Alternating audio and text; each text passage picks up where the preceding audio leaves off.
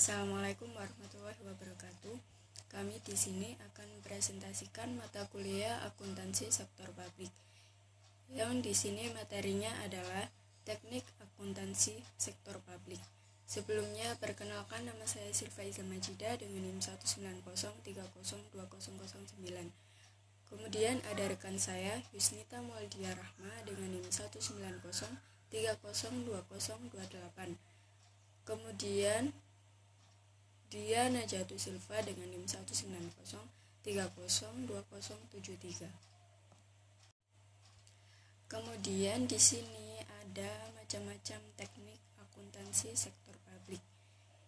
Teknik yang pertama ada akuntansi anggaran. Untuk yang kedua adalah akuntansi komitmen.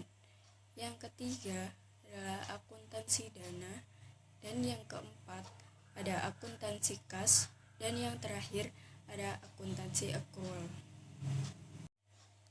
Kemudian di sini saya akan menjelaskan teknik akuntansi sektor publik yang pertama, yaitu akuntansi anggaran. Akuntansi anggaran atau budgetary accounting merupakan teknik akuntansi yang menyajikan jumlah yang dianggarkan dengan jumlah aktual dan dicatat secara bersamaan atau double entry. Kemudian, teknik ini bertujuan untuk menekankan anggaran dalam siklus perencanaan, pengendalian, dan akuntabilitas.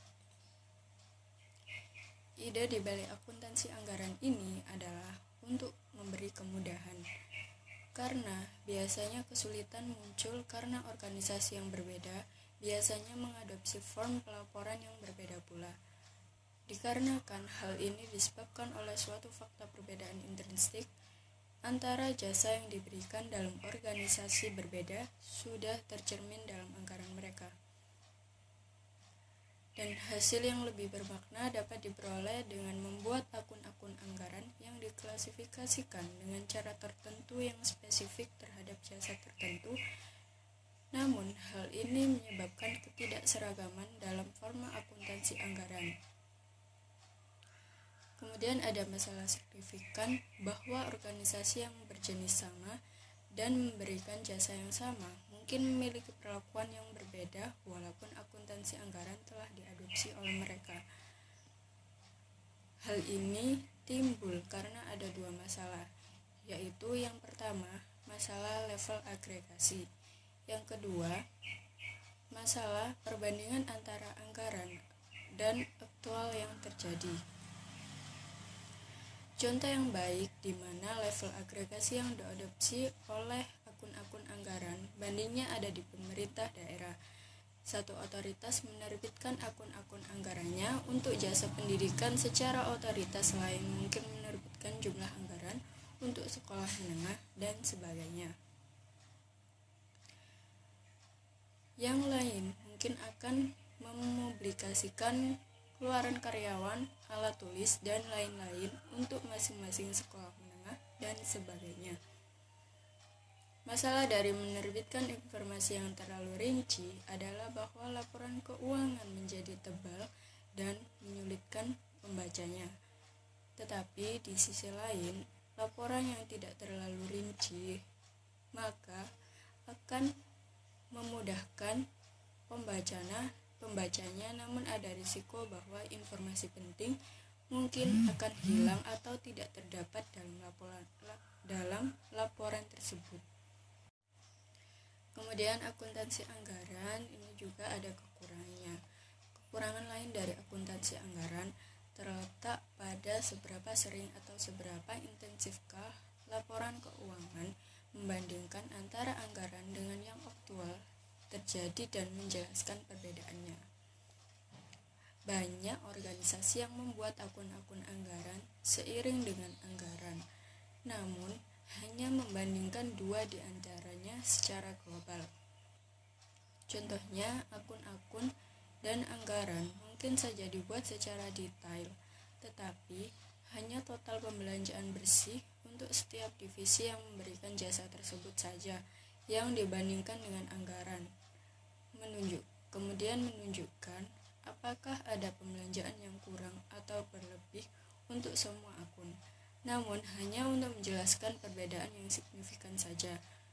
Perbedaan yang signifikan dapat didefinisikan sebagai suatu perbedaan yang jumlahnya melebihi persentase atas anggaran yang telah ditetapkan sebelumnya, namun tidak dapat dijelaskan oleh perubahan tingkat harga umum.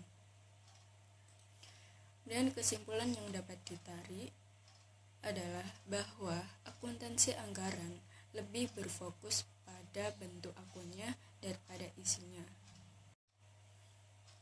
Kemudian di sini ada teknik akuntansi sektor publik yang kedua, yaitu teknik akuntansi komitmen atau commitment accounting. Yang lebih jelasnya lagi akan dijelaskan oleh rekan saya. Akuntansi komitmen, sistem akuntansi yang mengakui transaksi dan mencatatnya pada saat order dikeluarkan. Tujuan akuntansi komitmen adalah untuk pengendalian anggaran. Dengan menggunakan sistem ini, organisasi mengakui pesanan sebagai komitmen untuk menimbulkan pengeluaran, dan akun ini mencatat komitmen secara berkesinambungan. 3. Akuntansi dana. Akuntansi dana, sumber daya keuangan berupa dana yang disediakan untuk digunakan oleh organisasi nirlaba atau institusi pemerintah, biasanya mempunyai keterbatasan penggunaan.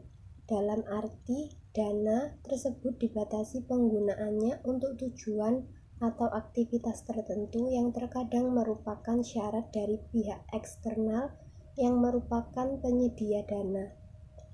Secara umum, sangat lazim jika dari keseluruhan dana yang dipunyai organisasi sektor publik, masing-masing mempunyai tujuan tersendiri dalam penggunaannya, baik karena faktor eksternal atau pembatasan eksternal, faktor internal, perencanaan manajemen, maupun karena peraturan.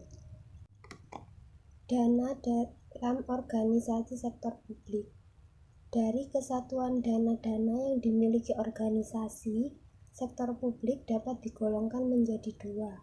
Yang pertama, dana yang bisa dibelanjakan atau expendable funds. Yang kedua, dana yang tidak bisa dibelanjakan atau non-expendable fund. 4. Akuntansi kas. Penerapan akuntansi kas. Pendapatan dicatat pada saat kas diterima dan pengeluaran dicatat ketika kas dikeluarkan. Kelebihan kas basis adalah mencerminkan pengeluaran yang aktual, real, dan objektif. Namun demikian, GAAP tidak mengajukan pencacatan dengan dasar kas karena tidak dapat mencerminkan kinerja yang sesungguhnya. Dengan kas basis, tingkat efisiensi dan efektivitas suatu kegiatan, program, atau aktivitas tidak dapat diukur dengan baik. Sebagai contoh, penerimaan kas dari pinjaman akan dicatat sebagai pendapatan, bukan sebagai utang. Untuk mengoreksi hal tersebut, kebanyakan sistem akuntansi kas tidak hanya mengakui kas saja, akan tetapi juga aktiva dan hutang yang timbul sebelum terjadi transaksi kas. Namun demikian, koreksi semacam ini tidak dapat mengubah kenyataan bahwa pada setiap waktu, obligasi yang beredar dalam bentuk kontrak atau order pembelian yang dikeluarkan tidak tampak dalam catatan akuntansi. Konsekuensinya adalah saldo yang tercatat akan dicatat lebih. Hal ini menyebabkan pemborosan anggaran. Berikut ada beberapa kelemahan dan keunggulan dalam akuntansi kas. Kelemahannya yaitu kurang akurat dalam arus kas jangka panjang. Sedangkan keunggulannya yaitu yang pertama, akuntansi berbasis kas memerlukan usaha yang relatif lebih sedikit dan mudah dipahami. Yang kedua, metode akuntansi kas secara langsung mencerminkan nilai arus kas masuk dan keluar. Yang ketiga, metode ini dapat membantu perusahaan dalam merencanakan pajak. Yang keempat, akuntansi kas relatif cocok untuk usaha kecil maupun pemula dalam membangun bisnis. Selanjutnya yang kelima ada akuntansi aktual. Teknik akuntansi berbasis aktual diyakini dapat menghasilkan laporan keuangan yang lebih dipercaya, lebih akurat, komprehensif, dan relevan untuk pengambilan keputusan ekonomi, sosial, dan politik. Basis aktual diterapkan agak berbeda antara proprietary fund atau full aktual dengan governmental fund atau modified aktual. Karena biaya atau expense diukur dalam proprietary fund, sedangkan expenditure difokuskan pada general fund, di mana expense adalah sumber daya yang dikonsumsi selama periode akuntansi. Sedangkan expenditure adalah jumlah kas yang dikeluarkan atau akan dikeluarkan selama periode akuntansi. Hal ini karena governmental fund tidak memiliki catatan modal dan utang, dicatat atau dikategorikan dalam aktiva tetap dan utang jangka panjang. Expenditure yang diukur bukanlah expense. Kemudian, pengaplikasian aktual basis dalam akuntansi sektor publik pada dasarnya adalah untuk menentukan cost of service dan charging for service, yaitu untuk mengetahui besarnya biaya yang dibutuhkan untuk menghasilkan pelayanan publik, serta penentuan harga pelayanan yang dibebankan kepada publik. Hal ini berbeda dengan tujuan pengaplikasian aktual basis dalam sektor swasta yang digunakan untuk mengetahui dan membandingkan besarnya biaya terhadap pendapatan. Perbedaan ini disebabkan karena pada sektor swasta orientasi lebih difokuskan pada usaha untuk memaksimumkan laba, sedangkan dalam sektor publik orientasi difokuskan pada optimalisasi pelayanan publik. Demikian presentasi yang dapat kami sampaikan. Apabila ada salah kata, kami mohon maaf yang sebesar-besarnya. Wassalamualaikum warahmatullahi wabarakatuh.